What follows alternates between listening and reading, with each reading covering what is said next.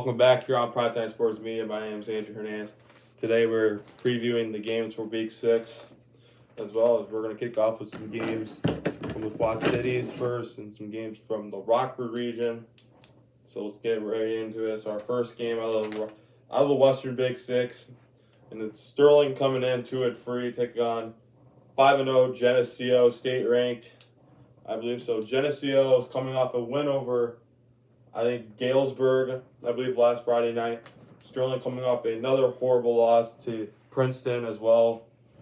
So Sterling's at a tough spot right now. Where mostly that I have been following ever since I followed football in this area. Sterling, they have never been in this situation. You have 2 wins and you have 3 losses, because all 3 of Sterling's losses have came in non-conference play.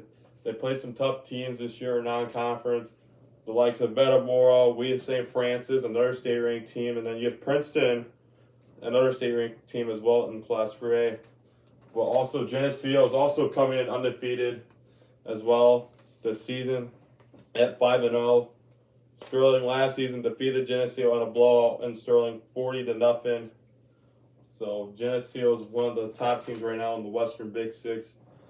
As well, moving on to the other one is Quincy. They come in 5-0 right now. They're taking on Galesburg 2-4. So Quincy came in with the win over UT last Friday night. Also, Galesburg is also coming off a loss to Geneseo as well. Some other teams as well as UT and Rock Island. 0-5 Rock Island taking on 1-4 UT. So Rock Island coming in 0-5 after a loss last Friday night to Moline. UT also coming off a loss to Quincy as well. So those are the conference matchups from the Western Big 6. The only one I haven't found out was Moline, because I don't know who they play coming up this Friday night. So I know half you guys that follow the Moline Maroons as well. So put out in the comments to say who does Moline play on Friday night, or ask me. So all right, so next up, we go to the Three Rivers. 2 big matchups as well. 4-1, Newman take on 3-2, Bureau Valley on Friday night. So here's another one right here. So Newman coming in 4-1. Their only loss was to Princeton in week 3. Bureau Valley with 2 wins and 2 losses as well. I believe it's also the final season of Three Rivers, hoping to make a playoff spot also as well, because we have 2 teams coming in right now, as Bureau Valley has made a lot of big moves, or someone's looking to make severe damage in the Three Rivers. Newman coming in 4-1, trying to keep the tradition alive. So Newman, I believe in the AP role, is actually ranked something. They're ranked 6 and 7, I believe, between Morrison in Class 1A. So another huge one. Another huge one is Kewanee and Princeton. Kewanee coming in 5-0. Princeton coming in 4-1 right now. So Kewanee's coming in against a really good state-ranked Princeton squad on Friday night. So Princeton coming off with the win over Sterling. I think Kewanee is coming off a win, I believe, over, I think it was non-conference. They played conference play Friday night. All right, so next up matchup, Amboy and Milledgeville. I believe they play. Both teams are undefeated in 8-man football. I'm pretty sure this is going to be a good matchup in Milledgeville on Friday night as well. Next up, the Northwest Upstate Illini, huge rivalry between Lena Winslow and Durand Pecatonka. The River Kings, Rivermen, I mean, their mascots are, and the Panthers based off Leewin, trying to make a repeat of last year's Northwest Upstate Illini conference as well, going against defending Class 1A state champs as well. Next up on Saturday, we have a couple of Saturday games of the Three Rivers. 0-5 Riverdale and 0-5 Mendota on Saturday, and we got Monmouth Roseville and Rockridge, another huge one there.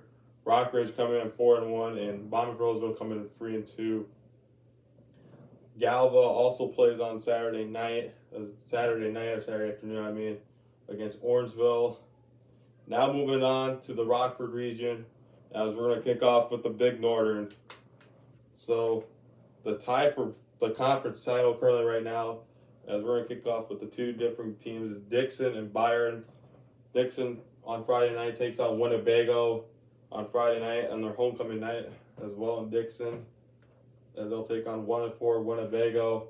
Winnebago also looking to stay alive to get into the playoffs as well. Another matchup as well. 5-0 Byron also take on Genoa Kingston, coming in 3-2 actually this week. So Rockford Lutheran and Rockford Christian face each other. Rockford Lutheran coming in 2-3. Rockford Christian also coming off a loss from Rock Falls last Friday night as well. We were also at that game. I'm sorry we didn't get half of the game because I had to go help out Rockets Live also during the second half as well. But so we'll be back there Friday night from Pendersfield at Rock Falls as they take on North Boone as well on Friday night here on Friday Night Sports Media, part of our game of the week. And then we have another Nick 10 clash, the clash of the undefeateds, as Hattoniga comes in against Rockford Boylan, also undefeated as well at 5-0. And also, this is probably going to be the top game in the Nick 10 as well. Rockton, Hattoniga, and Rockford Boylan. Then we have a couple of Interstate 8 Kishwaukee Conference ones. So we got 3-2 Marengo taking on 3-2 Rochelle. There's another one, and then we have Sandwich coming in 4-1 against Harvard. And then we have LaSalle Peru taking on Woodstock, and another huge one, 3-2 Canelan taking on 5-0 Sycamore. So a couple of teams right now are looking to stay alive in the playoff race as well, as we're almost close from 3 weeks, I believe, away from playoff time, from postseason as well. So here are a couple teams that need the win to stay alive. So for Sterling as well in the Western Big Six on the kickoff as well, UT needs to outwin the last four to get in.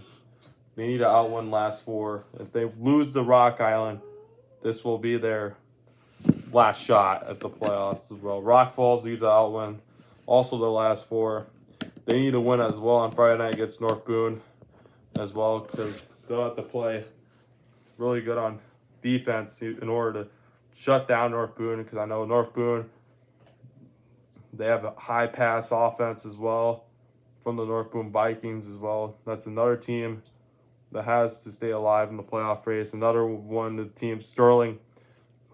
I know Sterling, the Golden Warriors, they're not at that situation where they have to fight for playoff spots as well. So these next 2 weeks for Sterling are probably going to be the toughest opponents they're going to face overall in the Western Big Six, because you got Geneseo this week, state ranked. You got Quincy coming in next week on their homecoming one. That's going to be a tough one as well, because Quincy and Geneseo, I think next week or the week after is going to be a good matchup between Geneseo or Quincy, no matter where it's down at Quincy or Geneseo, because that game is going to be determine who's going to have the share of the Western Big Six conference title, no matter what. And also Dixon and Byron too, because I know Byron and Dixon, I think they play at Everstein Field in Byron,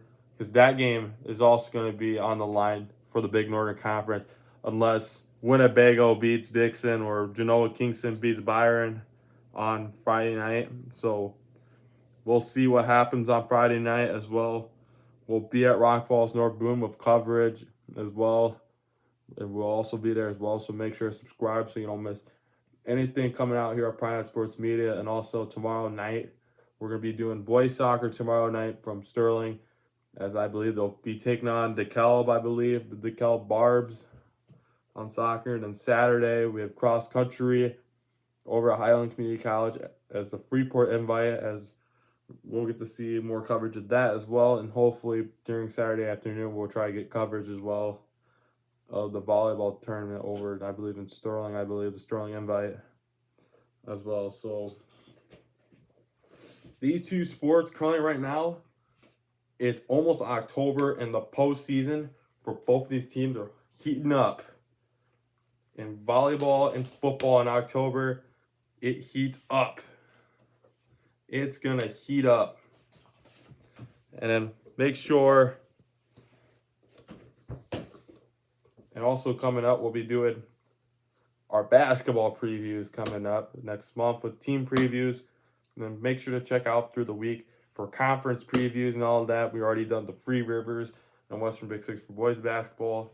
And also for girls basketball as well. We'll be doing previews as well and throughout October and November.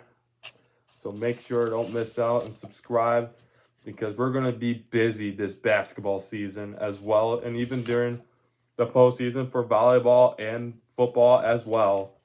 So make sure to subscribe so you don't miss out on any of the action.